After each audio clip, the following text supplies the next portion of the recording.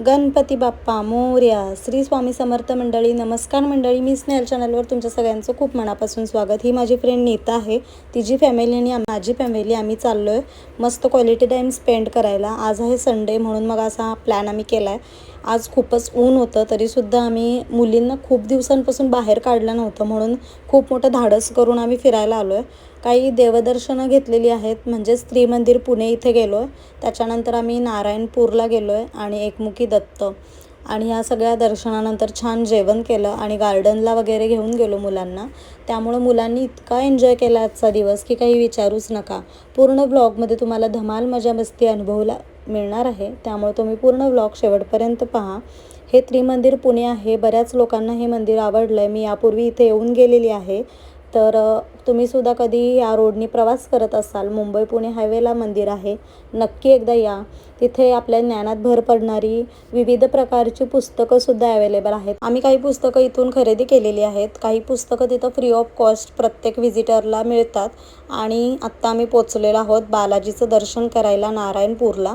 दर्शन करताना मोबाईल आतमध्ये अलाउड नाही आहे, त्यामुळे आम्ही मोबाईल गाडीतच ठेवून गेलो होतो. बाहेर आल्यानंतर थंडगार कुल्फी घेतलेली आहे. कुल्फी खाण्याचा उन्हाळ्यातला अनुभव जो असतो ना, तो खरोखर न विसरणारा असतो. आणि इथं रानमेवा पण मला दिसला, त्यामुळे मी बऱ्याच गोष्टी आज खरेदी केल्या. रानमेवा घेतला आहे. फळं वगैरे आम्ही नेहमीच बाहेरून घेत असतो. म्हटलं हे शेतकरी लोक इथं बसून विकत आहेत, तर अर्थातच आपण इथून घेतलं पाहिजे. आणि या सर्व लोकांकडून माझ्या मुलीला मिळालेलं प्रेम हे लक्षात राहण्यासारखं आहे. खूप सगळेजण परीला बोलवून बोलवून घेत होते. आणि व्यापारी लोक कधीही कुठल्याही बाळाला मला वाटत नाही की फळ वगैरे स्वतःच्या टोपलीतलं काढून देतील. हे लोक अगदी प्रेमाने बोलवून आपली नात असल्यासारखं या सगळ्या आज्यांनी ट्रीट केलं बाळाला. ही गोष्ट आवर्जून सांगण्यासारखी वाटली मला, म्हणून मी तुम्हाला ही शेअर केली आहे. त्यामुळे या सर्व मावशांसाठी खूप खूप खूप कृतज्ञता. इतकी छान माणसं मला माझ्या आयुष्यात भेटतात ना, त्याच्यासाठी खरंच खूप कृतज्ञता. जसा रानमेवा दिसला तसा मी आणि नीता दोघीजणी गोळा करण्यामध्ये मग्न झालो. त्यानंतर आमची गाडी थांबली थेट नारायणपूरच्या एकमुखी दत्त मंदिराच्या बाहेर, आणि अशी प्रसन्न वाईब तुमच्यापर्यंतसुद्धा पोचवण्याचा एक छोटासा प्रयत्न केला आहे. श्री गुरुदेव दत्त. अगदी छान वाटलं या मंदिरामध्ये. खूपच मन प्रसन्न होऊन गेलं. या शेतकरी दादांच्या शॉपमधून सुद्धा बऱ्याचशाच गोष्टी घरी घेऊन आलो आहे बरं का आम्ही. आणि गाडीमध्ये आमची रितन्या, रितिका आणि सारण्या खूप छान एन्जॉय करत होत्या. आणि आम्हाला आता सगळ्यांना भूक लागली आहे, म्हणून मग आम्ही शोधतो एक हॉटेल. शौर्यवाडा हॉटेलला थांबूया असं ठरलं, कारण इथे आम्ही आधीसुद्धा जेवण केलेलं आहे. आणि खूप सुंदर क्वालिटी आहे शौर्यवाडा हॉटेलची. वेटिंग होतं, पण काही प्रॉब्लेम नाही. थोडा वेळ वेटिंग केल्यानंतर एक सुंदर असं ताट आमच्यासमोर आलं. अगदी भुकेवर मिळालेलं हे मस्त सजवलेलं देखणं ताट आणि सगळ्यांच्याच आवडीचं असलेलं हे पदार्थ, हे सगळं बघून तर खूपच छान वाटलं. आणि खूप छान असं जेवणावर सगळ्यांनी ताव मारला.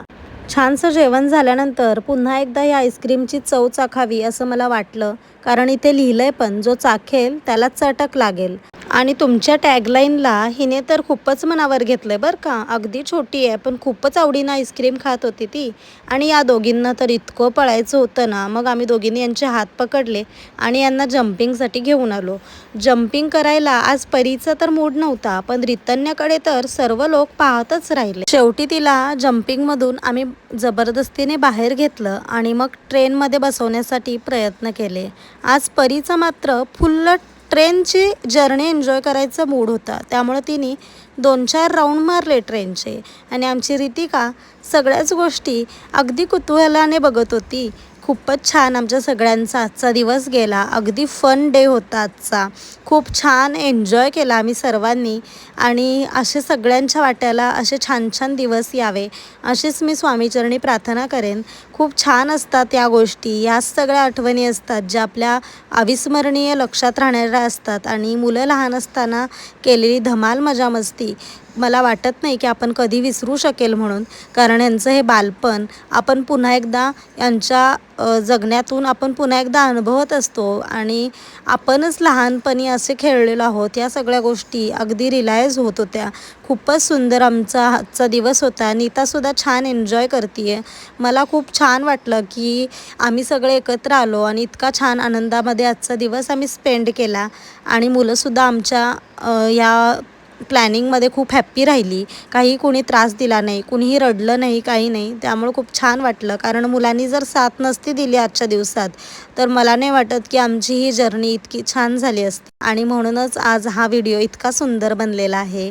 तर तुम्हाला आमचा व्हिडिओ आवडला असेल तर नक्कीच लाईक करा. बरं, तुम्ही अजून चॅनलला सबस्क्राईब केलं नसेल तर नक्की सबस्क्राईब करून ठेवा, कारण आपले व्हिडिओज आता रेग्युलर येणार आहेत. आणि इथे आता नीता तिच्या घरी जाणार आहे, तर त्यांनी दुसऱ्या कॅबमध्ये शिफ्ट होत आहेत आणि आम्ही आमच्या गाडीतून आमच्या घरी जाणार आहोत. तर अशा प्रकारे छानशी आजची ही अविस्मरणीय भेट या व्हिडिओच्या मार्फत आमच्या कायम मनावर कोरली जाईल.